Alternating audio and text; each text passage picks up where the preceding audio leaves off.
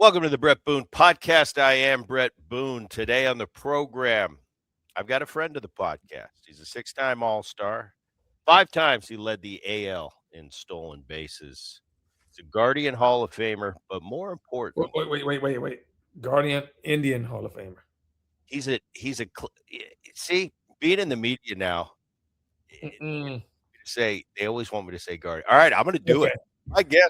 Well, you can put a slash behind it. So this next guest, he's the boss. It's his show. So, Cleveland Indian Hall of Famer, but more importantly, he was a point guard. We went to school at I think my next guest, I think he's a little maybe a year or two older than me. We played against each other briefly in college, but he was the point guard for the University of Arizona back in the day, back in both of our days. Ladies and gentlemen, that's what I want to talk about with the Wildcats being hot right now, getting into the Final Four. It's going to be great. I've been following them. Ladies and gentlemen, welcome Kenny Lofton to the program. Kenny, thanks for coming on. Thanks for having me. Anytime you call me, I will be here for you, bro. I'll tell you what, even though I'm a Trojan, I'm all in on this U of A basketball. You know, a mutual friend of ours, teammate of yours, I think in the very beginning, Richie Sexton, which I learned, and I've called him out. I had no idea all these years. When I see Richie, he's a pretty good friend of mine now, and I call him Sexy. Big Sexy. What's up, Richie? Richie, when I'm pissed at him, Richie. But usually, hey, Sexy. What time we teeing off? You dropped his real nickname is Sticks on me. Sticks. Yesterday we were talking off camera and you said, yeah, I saw Sticks at the U of A game. I said, who the hell's Sticks? You're like, Richie. We never knew it. So now I'm all over the Sticks thing. That's my new thing. I'm not calling him Sexy anymore. I'm calling him Sticks. Sticks. But he got me into it. His son goes to the U of A. He's a big basketball guy, and he's buddies with Tommy Lloyd. Next thing you know, I said, I'd love to have Tommy Lloyd because U of A was one or two all year. Yeah. And I'm not a big college basketball guy. I followed the SC a little bit, but I started watching U of A, and I love these guys. The way they move up and down the court, you got all these freshmen that are just studs already. So I've kind of gotten into U of A, had Tommy on, really was impressed with Tommy Lloyd.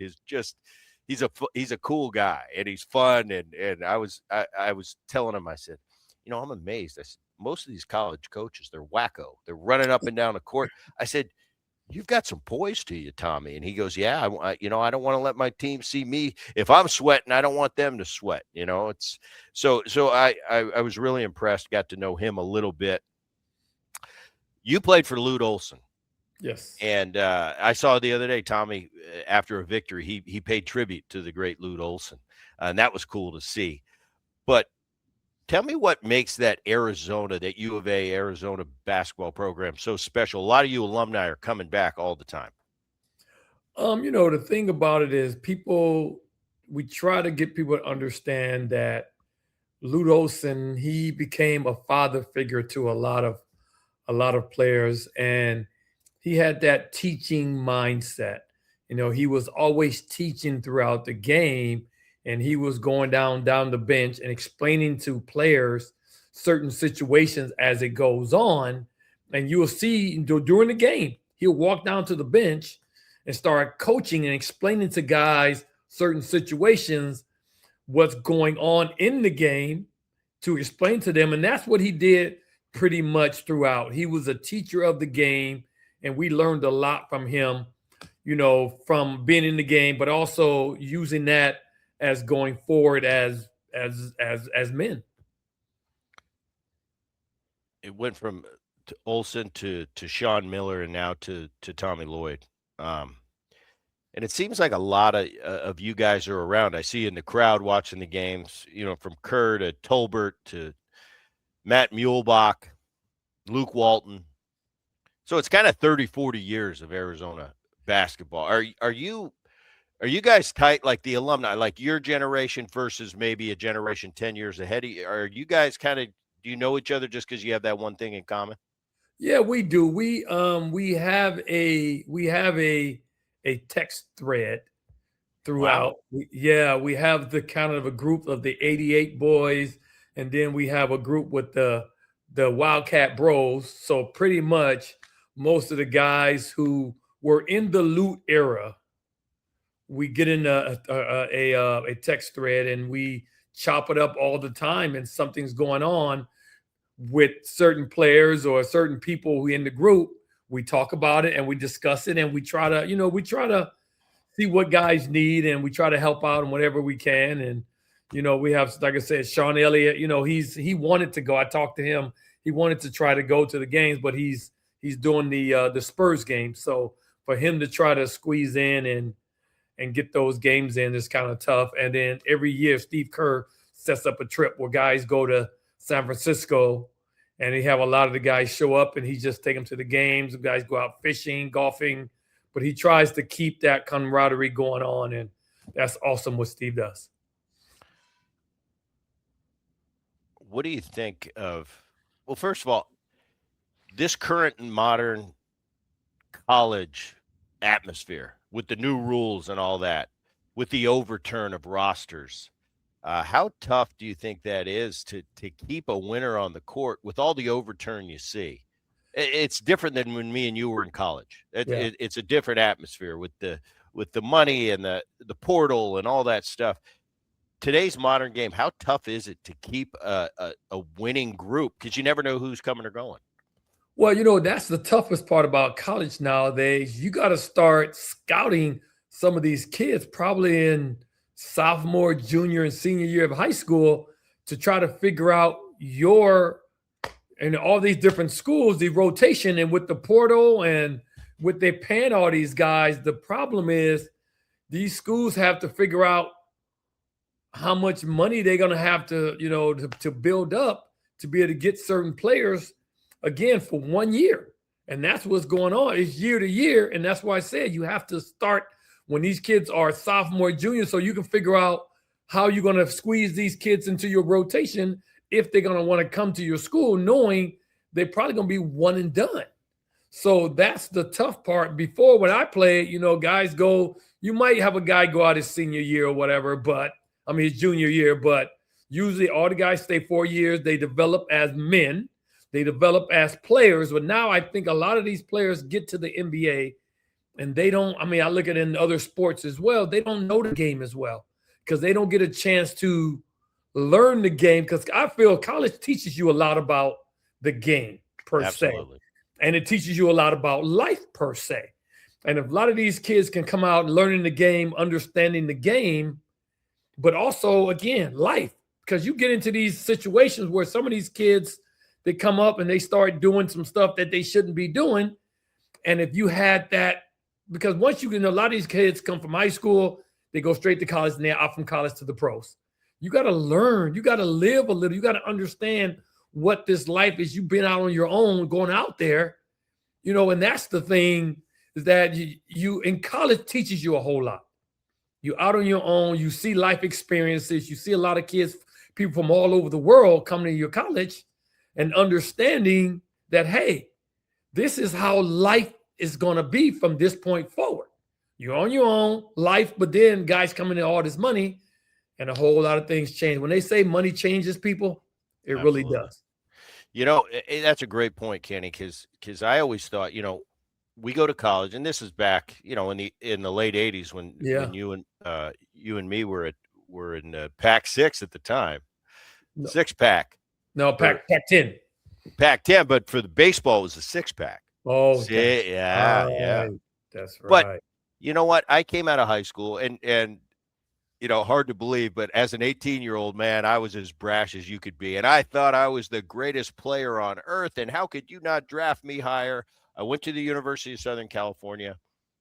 And you know what? I like you said, it teaches you about life. It's kind of a soft landing in college between, and now I'm talking baseball, between high school and pro ball. Because pro ball is no joke. All of a sudden you're 18 and you're at mommy's house and mommy's making you meals and mommy's doing your laundry. And then all of a sudden you're off in Beloit playing 142 games with a wood bat, and you've never been away from home before. And you're 0 for 16. And guess what? You're going back to your apartment that you're rooming with 5 different guys. Yeah. And you don't know what to do. And I thought at the time I was ready to go. College is the best thing that could have happened to me because, I was away, but I was still 45 minutes from mom, and mom would bring me a meal and do some laundry for me. And I had a chance to live life a little bit, grow up, and know what it's like to be on my own. And after I went 0 for 4, going home to myself, I didn't have mom and dad there to kind of coddle me. So Mhm. I think you're right. There's a lot of life lessons you turn in from a young man to a grown man in those college years, and I think it's important. I'm sure as much as I'm sure you hear this all the time from parents, people you meet asking Kenny Lofton for advice. What about my son? And I always tell these guys, you know what? There's very few guys that are ready at 18 years old to go professional. I said, Yeah. not only do they have to be physically mature beyond their years, but they have to be psychologically mature beyond their years to handle that sort of life. College is always that soft landing. You're in a bubble. You can play 65 games. Now I'm talking baseball, Yeah. 65 games instead of 142. And then by the time you're 20, 21 years old, you're a man. You're ready to go. You're ready to go out and tackle it. And I thought for me, even though I thought I was ready at it. It's the greatest thing I ever did go to college. But I think that's a great point. Being young man, you're seeing athletes in all sports now get to the highest level a lot quicker. You're seeing it in our game baseball, where you're seeing kids get there when they're 20 years old, and you're just looking around going, okay, this is the big leagues, but you're seeing that's kind of the trend. Get them up there, get them there as quick as they can. I don't know if that's the greatest thing in the world or it's something the way of the future, but I Yeah. think they're all great points you made on that. I think it's going to, again, like you said, I mean, like we were talking about, it's going to be tough to get some of these kids because it's all about longevity, and that's what people got to understand. And learning stuff when you're younger, because again, these kids come up, like you said, they come up so quickly, and some of them don't sustain that because there's a lot of lessons you needed to be learned before you get there. And a lot of them don't get there and they don't sustain it and they don't last Yeah. because they didn't learn it. And I think it's going to be tough to find people or kids playing 18, 19, 20 years again. It's not going to happen because that's not in their DNA. That's not what they strive for anymore. And I think a lot of these kids are getting so much money so early that they're going to feel like, you know what, there's no grind that we put in, like we put in to get contracts. We have to grind it out to get that. Nowadays, it's pretty much given to you. It's kind of handed to you. So, and on top of that, you don't have to perform as well. And that's when I'm looking at these kids don't, like I said, you just say you got a freshman come out of high school, he can come up and get 10, 12 points a game, and he's considered a superstar. He can be the number one draft pick. I'm like, that's not how it was back in the day. But again, like you said, times have changed. Things are different, but you got to kind of go with the changes and go with the times. How are you enjoying watching this current group of Wildcat hoops? For me, I always say, they were down to Purdue in this last game. They came just bombed them in the second half. And I always say I act like I'm an aficionado now at the NC2A basketball. I was at an event during the U of A basketball game, and I'm talking about U of A like I know what I'm talking about. I'm like, they're a second half club. They're a second half club, and sure enough, they came back and they are a second half club. Booty knows his basketball. I really don't, but I'm just kind of a novice and just starting to follow. But what do you think of this current group? How talented they are? Well, the good thing about it is you have Tommy Lloyd, the coach. He has an opportunity to. It's always about making adjustments. You got to make adjustments, see the game plan, because certain things don't work in the first half. You got to make an adjustment, and I think that's where I believe Tommy Lloyd is really good at that. And Coach Olsen was just as good as that as well. Is you make that halftime adjustment, and you go out there and you figure out what didn't work, and you do something. As I always say, if something don't work, you do something different. And I think that's what happened with Arizona. That's what they always do. You got to put the pressure on, and that's what they did in that second half. They put the pressure on, and Purdue just didn't know how to deal with it because they made that adjustment. They were assuming Arizona's going to be doing the same thing they did in the first half, but they made that adjustment. Michigan, Final Four. Michigan's tough. What do you think? You What know, what are we going well, to be? I think the game is Saturday. What are we yes. going to? What is the Sunday narrative going to be? Who won that game? Um, Arizona. I mean, I can't. Because they're so. The good thing about Arizona, I like their depth. That you can go in there and you can have other players come in there and you don't lose a beat. Because I see sometimes Cole Pete is on the bench and they picking it up just like he was still in the game because they have those guys that can maintain that consistency level of playing at that same high level. Well, you got a Waka coming there. I mean, he's a beast, and you get up there and you don't lose anything when you have the 6, 7, and 8 guys players in there.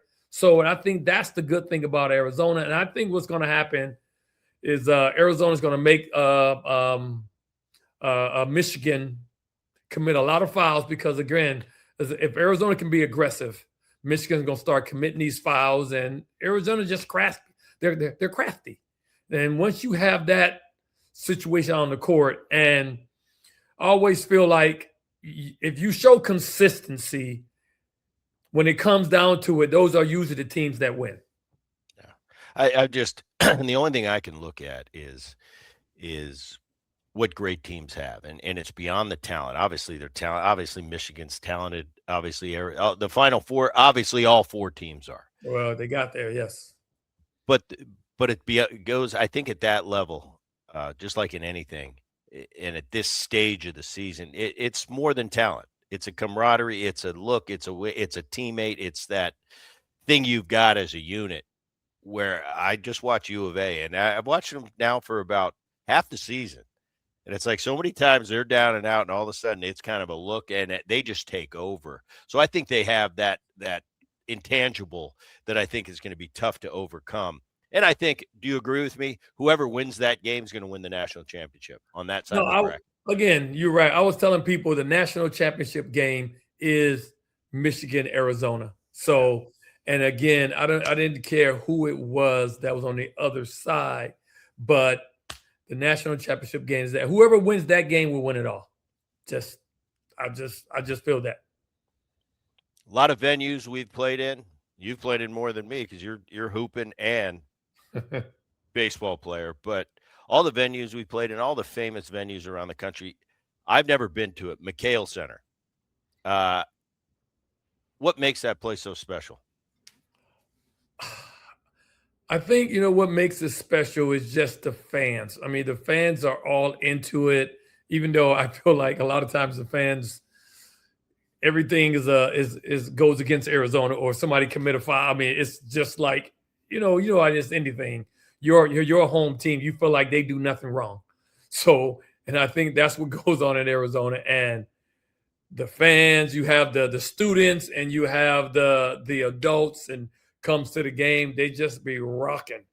It just makes a lot of noise. But I can say one stadium ever that made my heart thump and go crazy was the Pit in New Mexico. Oh, really? Oh my goodness. It's the loudest venue other than the Kingdome when they had in Seattle. So there's 2 places, the Kingdome in Seattle when they played with the Indians, played against the Mariners. And then when the number 1 team, Arizona Wildcat, went into the Pit in New Mexico, we lost. It was the loudest thing I've ever heard. Crazy. Very cool. Very cool. All right. We're getting right into my wheelhouse here. Now we're talking. Recently you visited, and I'm envious. I'm jealous, Kenny. You got to play Augusta the other day. Ooh. Not only did you get to play Augusta, and by the way, how about the timing you picked for your first time? Right before the tourney. I'm sure it is just you know what? I played in a pro-am the other day at the Newport Beach Country Club, which hosts the senior tour. And I got to play, tournament conditions. It was awesome, but a little different. Newport Beach senior tour, Augusta, different animal. But first of all, you got to play it right before the tourney. So I know it was just money, the conditions. You got to throw a hole in one on top. Made a hole in one on 9. All right, set it up. Well, Tell me the distance. Tell me the club you hit. Tell me how it went in. Did you spin it or did you bounce it forward with the PGA Tour spin, or did you hit a legit shot? All right, go ahead. Well, let me explain it. So, Augusta has Augusta 18, and then they have the 9-hole course, right, which is still Augusta. So it was on the 9-hole course at Augusta. Oh, okay. So, it's still. So Tiger Woods had one hole in one at Augusta, and it was at the 9-hole course number 9, the same one I hit it in. Okay, the hole in one. So when you hit the hole in one in Augusta, they call it you hit the hole in one in Augusta. So when I hit the hole in one, the people, it wasn't many groups out there, but everybody was congratulating, going crazy. And I'm like, it said, no, when you hit a hole in one in Augusta, you hit a hole in one at Augusta. So they gave me a big plaque. They end up I end up signing my name and writing into the hole in one Augusta book. Like everyone else does at Augusta. I was able to put my name enshrined in the Augusta National Golf Club hole-in-one book. So, and when I went there, they said, you know what? You hit a hole-in-one in Augusta. I don't care if it was this or that. You're at Augusta. So now did they offer you a membership? No. Well, no. We both played in Atlanta. Yes. And my year in Atlanta, I got invited to play Augusta like 3 or 4 times by big fans of the Braves. Yes. At the time, I never played because I always thought, well, I can't play golf. I've got a game tonight, so I can't go down there play golf. And now I wasn't thinking correct. I was still a young man, and just like winning a World Series. I got to my first World Series and I lost, and the Yankees whooped me, and I said, I'll have plenty more chances to win a World Series. Well, you realize how hard those are, but that you realize with experience that they don't grow them on trees, just like Augusta invites. But I was thinking, I'm a young man. I'm in the middle. I'll get plenty more invites to Augusta. I'm still looking. So now I'm going to call whoever is in charge of that. I'm going to say, hey, my buddy Kenny Lofton said to call you.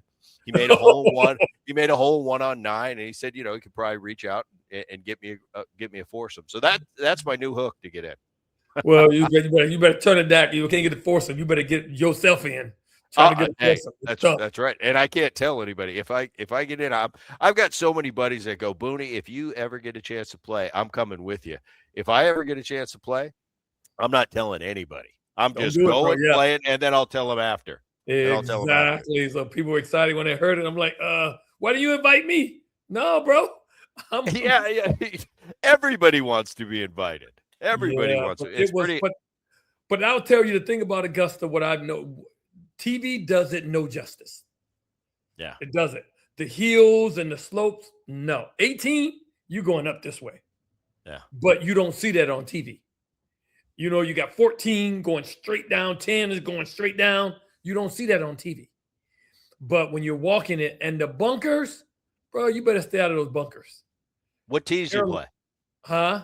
What tees did you play? Second tees. We played in front of the big boy we didn't play the pro tees. I wanted to, but the guys I were playing with, they didn't. I like a challenge. I wanted to play from back there, and the caddy was saying it was windy that day too. And caddy was saying, Kenny, you do not want to play from back there with this wind. Yeah, it's going to be a lot. Yeah, it was a little windy, but the greens, bro, fast. And if you don't hit the right spot on the greens, like I birdied 13 and 15, both of the par 5s. I missed the eagle on 13, but I was on the back of the green on 15, and the guy said, this is that. I said, yeah, I've seen on TV where guys hit the ball on that hole and it can roll into the water. Right. Oh, yeah. That one. Yeah. So I hit it, and the caddy said, I've seen this. I've only seen a few people who stopped the ball on this. So I end up stopping it before it hit the little area to go down, ended up birdieing it, but he was like, I don't know how you stopped it. I said, I don't know either. But he said you hit it in the right spot to stop the ball. You got that cheater 62-degree wedge. No, I got a 60, but it ain't no cheater. Well, it spun one time. It almost spun in the water. But yeah, back to my hole-in-one. Yeah, so let's go. I hit it. It was so when you watch the par 3 on Wednesday, right? When they play that at Augusta, they always have the pin in the front on number 9 on the par 3 course. So the ball hits up and it rolls all the way back down, and people can get a hole-in-one. The pin placement for me was back right. So all right, so tell me the shot you hit. What was it? It was 135 yards, but the wind was in our face a little bit. So I ended up hitting a 50-degree gap wedge. Okay. Kept it a little 3/4 low, and it hit the green. The flag was on the right. It hit probably 2-3 feet to the right of the pin, above the flag, stopped, spun back, and slowly rolled into the hole. And we saw it. That is awesome. Yeah. That is very cool. I still don't have a hole-in-one. Zero. I got 3. And every time I get close, you ever have one? No. Will you? And I said, and I never will. It's just not in the cards. It's not in the cards for me.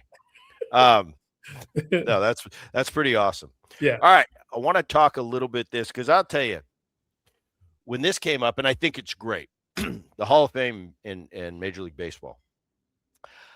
Recently, Jeff Kent and Andrew Jones got selected, and it was by a veterans committee, and there's different committees now, which I think is great for the game of baseball because I look at the other sports, and every year they're celebrating putting 4 new guys in. And it seems like Major League Baseball, it's just pulling teeth to get one guy in. Yeah. And I think the Hall of Fame should be about great players and not so hard to get in. I love these committees. Personally, as a second baseman, to see Jeff Kent go in, I was so excited because I said that son of a gun should have been in first ballot. He's a top 5 in every category, most home runs ever. He's got 1,500 ribbies at my position, and I think it's second only to Roger Hornsby. Yeah. And here we are 20 years after he finishes playing, or 15 years, and we're still talking, is Jeff Kent a Hall of Famer? I said, why wouldn't he be? And then, his defense. I said, his defense was better than you think. I said, he wasn't an elite defender, but he was very efficient at turning a double play. And if you hit it to Jeff, you were out. So it's not like he was a bad defender. He just wasn't a top guy. But he dominated the position for years. He drove in in our day, when it was important as a guy in the middle of the lineup. What do we get paid to do? Drive in runs. He did that. So I was excited. Also, a teammate of mine, Andrew Jones, and all due respect, Kenny, you were one of the best center fielders I played against. Andrew Jones, and I say this strictly defensively. I played with Mike Cameron. I played against you. I played against Steve Finley. I played with Kenny. I played with Torrey Hunter. I played with Andrew 1 year. The best I've ever seen. Defensively at running that ball down. So I think him getting in with his 400-plus homers, I thought it was awesome. Because like Ozzie Smith, the Wizard of Oz, he got into the Hall of Fame. He kind of redefined the position at shortstop from a defensive standpoint. Mm-hmm. I think Andrew kind of did that center field-wise. Talk to me about your thoughts on the newest entries into Cooperstown, those 2.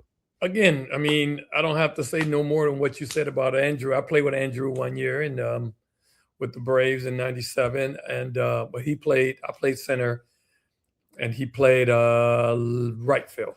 So, no, actually, that's funny. I didn't play with Andrew at that time. He came in after me. Sorry, he was there. Right. He was there in 90.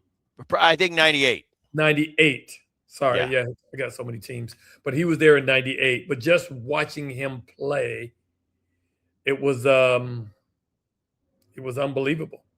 Just to see the talent he had defensively. He made it, like you say, he made it look easy. But again, I always give people credit he played on a Braves team that the pitchers, you had an idea what the pitchers were going to do.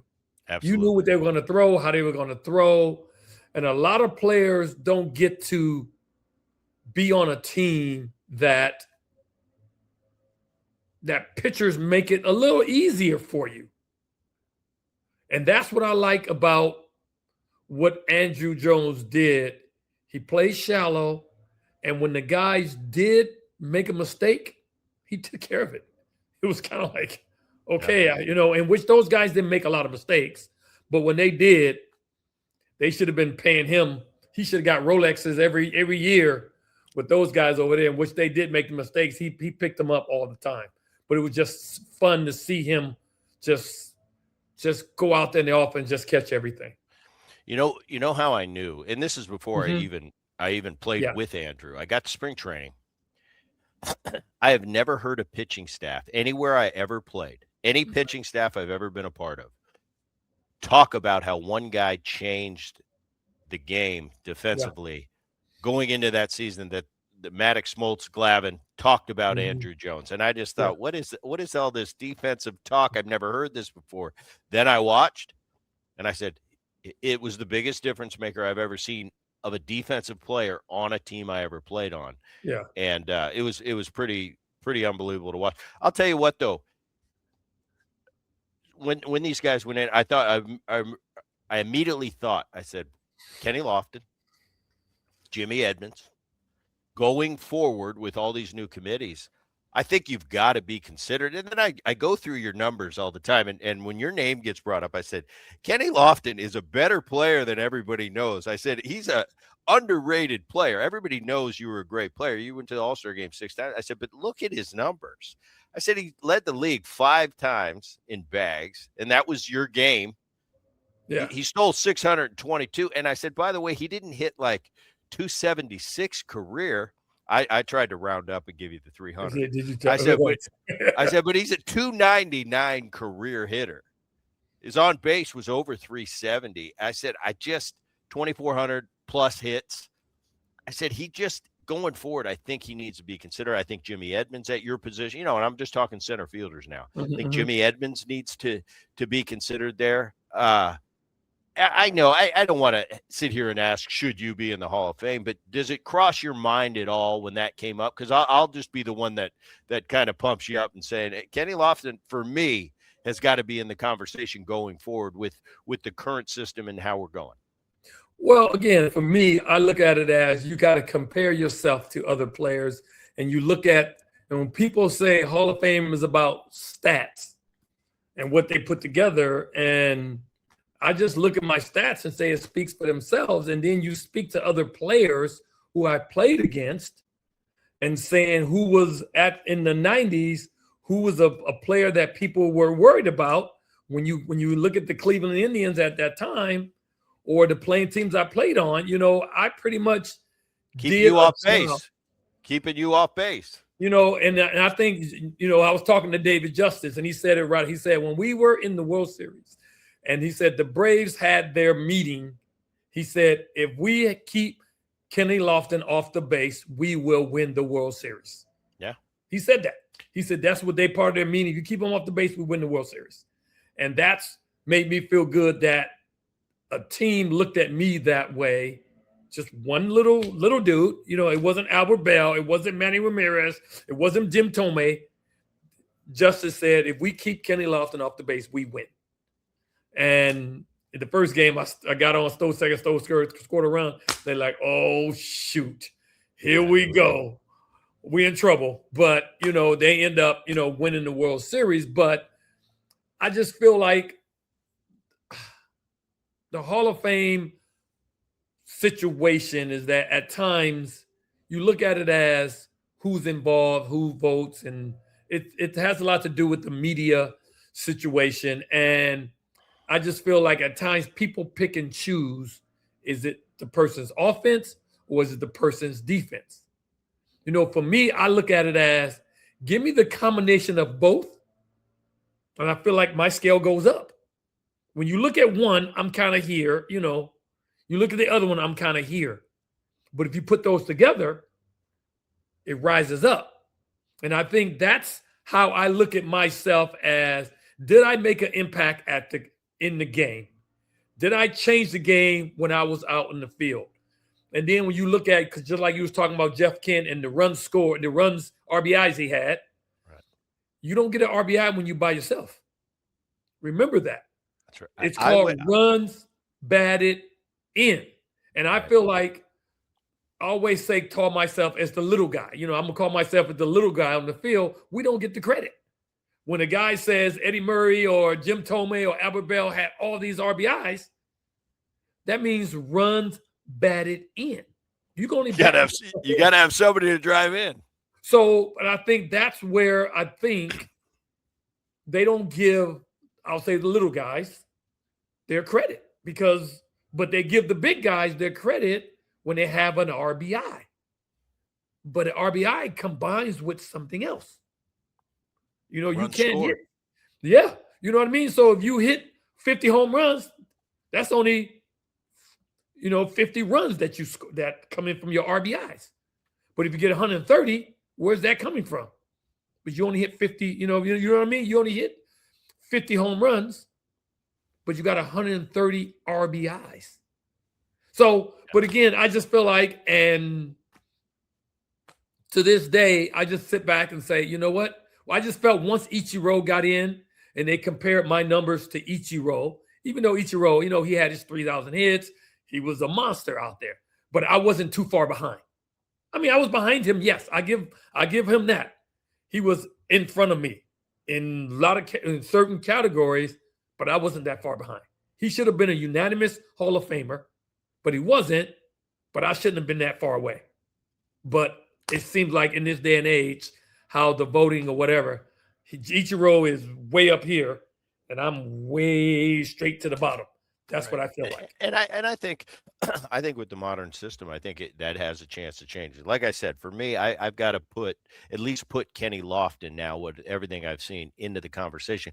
It's changed so much because I think going forward, I think you really have to be up to date. Obviously, the old criteria is out. For a pitcher, it was 300 wins, 3,000 strikeouts. That was kind of the criteria. For hitters, it was, For me, it was average. It was home runs. It was RBIs. Right. And the standard bearer was 3,000 hits, 500 homers. That's thrown out the window now because the way the modern game is, you've got a guy like Aaron Judge might lead off. You've got a Mookie Betts leading off. You've got a Shohei Ohtani leading off. So he's not going to drive in the runs that past players have driven in. You see what I'm saying? We always used to I would hit third or fourth. And by the way, I benefited on my best RBI years. I had Ichiro at the top of the lineup. Nowadays, Albert Bell might be hitting first or second, which is different in the way your numbers are going to come out. I think OPS has done a big detriment to the game because I see you talk about us. We had to be on the field to put up our numbers to get paid. So you had to steal a certain amount of bases. You wanted to get a certain amount of hits. If you're on now it's the IL, but if you're on the DL, then you can't put your numbers up. Nowadays, if you go on the IL with an 800 plus OPS, 3 weeks later, you come off the IL, guess what? You still got an 800 OPS. So it's different now. It's different. So I think going forward, the Hall of Fame has to be voted on by their generation. So they can't do the homers or the hits. It's got to be OPS weighted because that's what the game is telling the modern day player to train for is OPS. I don't like it as a player, but I think, I think when me and you played and it was all about WAR, we'd find a way to benefit our WAR number or about OPS. That's all we'd be considering. That's how we'd train to have a high OPS, high WAR. Why? Because that's how we feed our families. But it wasn't that way for us. It was about, Kenny, you're going to lead the league in stolen bases this year and help your team win a pennant. But again, you got to remember, they don't care about stolen bases. Remember that. Right now, they only care about home runs. Right. Just say they don't even care about average. Luis Arias. They don't, right? They don't care about average anymore. And I feel like WAR in my era was big. And my WAR is high, and it still don't mean anything. So so for me, I'm just confused. I have one of the 8th highest WARs of all times in center fielder. All time. It was like a 62, 63? 68. 68. I'm sorry, Ken. Almost 70. Almost 70 WAR. And I'm still being looked at as down at the bottom. So I'm just confused of what was I supposed to do on the field to be considered. And I'm like, I don't know. Well, and I don't think it's a player thing. I think, and I'll come to you from my side. It's, I played against you a lot of years. I think the players feel much differently than you're Yeah. confused. The players that you played against and with aren't confused. So they're but I understand your a little bit of frustration is, what is the media looking for? I got the WAR there. Are they looking for this or that? So your peers, they saw what I'm explaining today. So I think going forward, it'll be a discussion. It'll be a discussion, and I hope it's a discussion. Well, it happens. Well, at this point, the tough part about it is it happens every 3 years now. So you have to wait 3 years before you even come up again in the consideration. And if you miss that 3 years, you got to wait another 3 years. So it'll be continually. So like some things get voted on every year, but the Veterans Committee is every 3 years. So you have to wait 3 years at a time if you're going to even be on the selective of 8 players. Because if you're not on that selected of 8 players for the veterans, you got to wait another 3 years to see if you even jump on that 8 selected list. If you're not on that list, it won't even matter. You know what I thought was cool? Carlos Delgado's on that list. And I said it at the time. Freddie McGriff got into the Hall of Fame, and I was happy for Freddie. I think he's a Hall of Famer. But if Freddie McGriff's a Hall of Fame, look at Carlos Delgado's numbers. They're the same. They're the same as Freddie McGriff. And Carlos got no love. I think he was off the ballot first ballot. And I just went, it was kind of a Jeff Kent moment for me. I'm like, well, at the time I'm saying, well, I'm not saying he's for sure Hall of Famer, but to be off the ballot right now, are you kidding me? This guy hit 470 homers, was the man in Toronto, was an RBI machine, which is what we were paid to do then, is drive in runs, hit homers, and hit for a high average. He's Freddie McGriff. For all you guys out there watching, listening to the Bret Boone, check out Carlos Delgado, put him up next to Freddie McGriff's numbers. They're very, very similar. So I think Carlos is another guy. I think he's being recognized right now. I think he's on that ballot. So that's the thing. He was on that ballot, that last one, but it's not a guarantee he's going to be. So if you don't get, okay. So if you don't get in, that doesn't mean you get back in. Well, I think that's a start though, Kenny. What I'm saying is, because if he didn't even make it to the second ballot in the original, the fact that he's on this ballot is kind of I think an admission that, maybe we missed something to put him on the ballot, and that may be what happens to you. But the thing about it is, I've been out of the game longer than Carlos. Yeah. So you can't really say, because I was one and done. He was one and done. Which is silly. Fred McGriff took it all the way to the end on his 10 years. Right. And he had to wait to the Hall of Fame, the veteran committees, but his numbers were better than other first baseman, Jeff Bagwell. Yeah. His number was way better than Jeff Bagwell. But Jeff Bagwell got in from the initial, ballot. But Fred McGriff had to wait years. And Fred he had 7 home runs short of 500. Yep. So it's confusing. And then they'll say, certain guys, they'll say, he's not good with the media. Oh, who cares? No, I'm just saying, Fred McGriff. Right.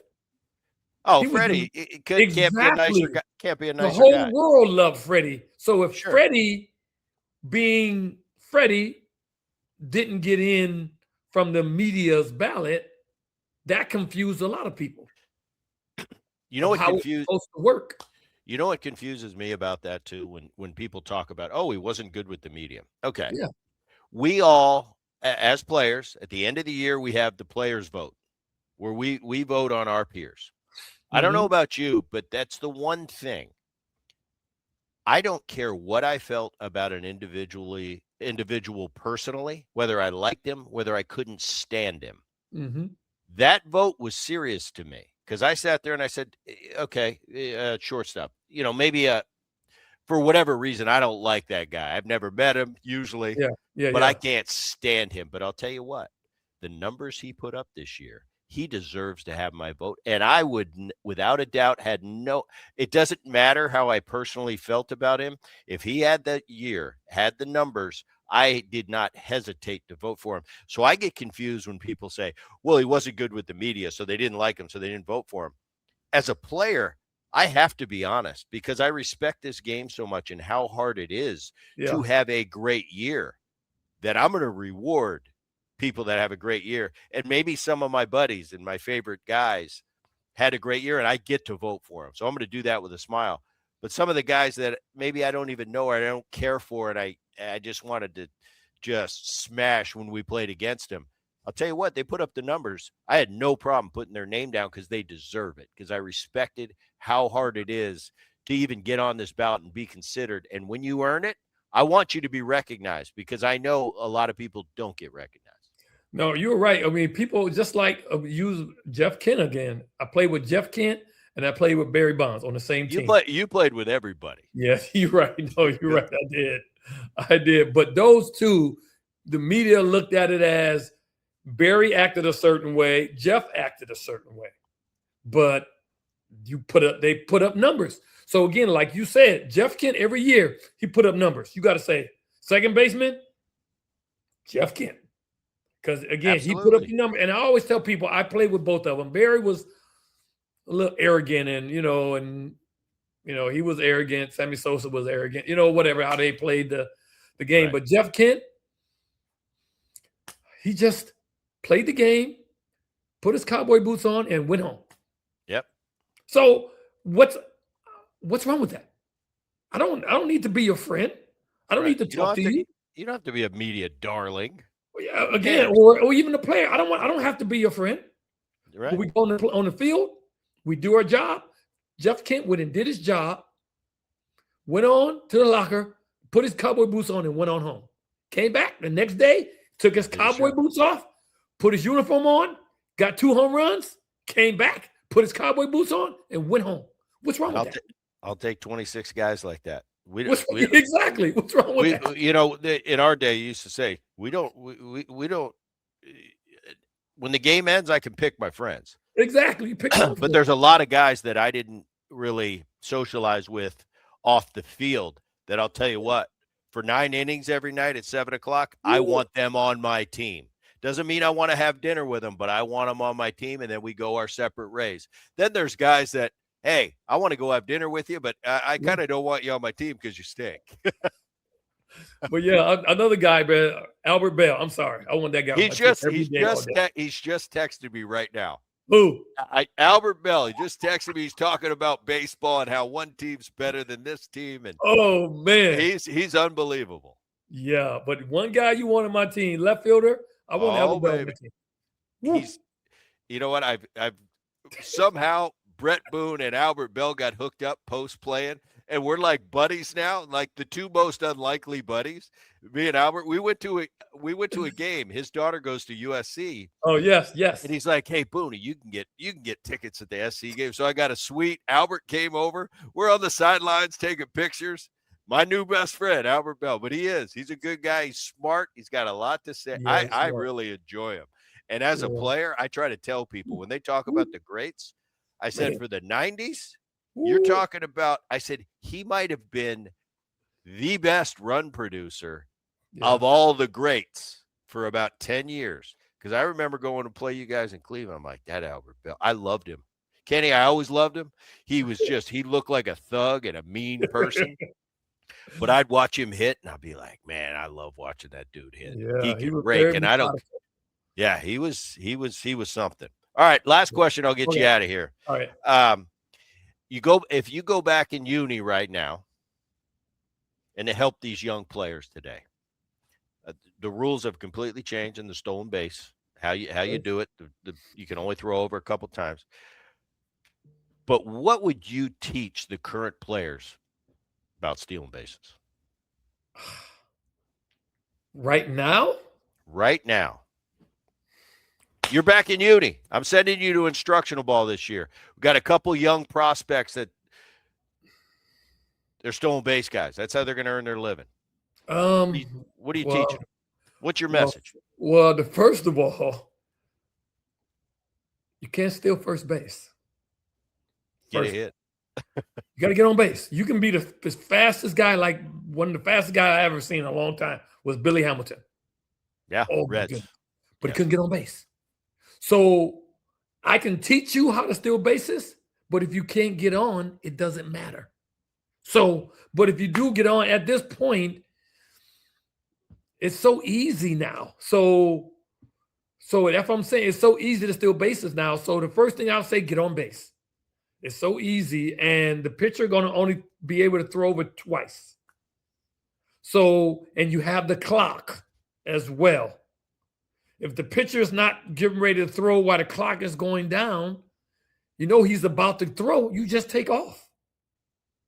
And if he throws over once or twice or whatever, come set, you just take off. I mean, it's kind of simple. I mean, I would probably steal 115, 120 bases. Because, again, I got on base. Yeah. So, and with this only throwing over twice, you get this big lead. You force them to throw over. Once they throw over, now things are starting to limit their situation where you make them throw over. If they don't want to throw over, you just take off and steal. So you somewhat get a one-way lead, and make them force them to throw over. And then once you do that, I think that's what I would do as a non-base stealer. You know, my best year, I think I stole 16, but I was a 10, 12 stolen base guy. I love when you guys get on in front of me. I'd get that backdoor bag. He'd steal third. I'd just coast into second. I love those. Mike Cameron used to give me those. I'd be like, Cammy, get it going so I get this backdoor bag. But I'll tell you, you're right. My strategy as a 10 to 12 stolen base guy a year, I'm going to bump up to 20. I'm just going to get that one-way lead. Force them to throw over. That would be my strategy. Yeah. Because for me, as a non-base stealer, I'd get to first and I'd be like, I always had the green light, and I didn't get caught very often. Okay. But if you paid too much attention to me, I'm shutting it down. You see what I'm saying? Angels would do it. Angels would know I'd always try to sneak one. So Socia started to throw over. As soon as you throw over 2 or 3 times, all right, I'd look into the dugout and I'd be like, I'm done. I'm not going. Don't worry about it. That's not my game. Yeah. Now, I had to sneak up on you. I'd get the times. It'd be like, all right, what is it? He's a 145. Well, I can steal on a 145. So I'd go. But the astute, the guys that were kind of watching me, the managers, they'd be like, yeah, we know Boone will go if he's slow to home. He's not going to go if he's efficient in the threes. I just left it alone. I leave that to the real base stealers, and I just go station to station. But you give me a 145, I'm gone. Yeah. And but today's I'd go one-way lead. All right, that's all I got for you. Kenny, right. I appreciate you taking out the time, man. Awesome. No problem, brother. We watching that the Wildcats hopefully win the whole thing. Now I don't know why I feel like I have a tie to them, but I'm kind of pulling for them. So that'll be interesting. I appreciate you coming on. I'll see you down the road somewhere. For those of you watching the Bret Boone Podcast on YouTube, it's now on YouTube. Check it out. For those of you listening to it, download it on the Odyssey app or wherever you download your podcast. Till next time, keep it here.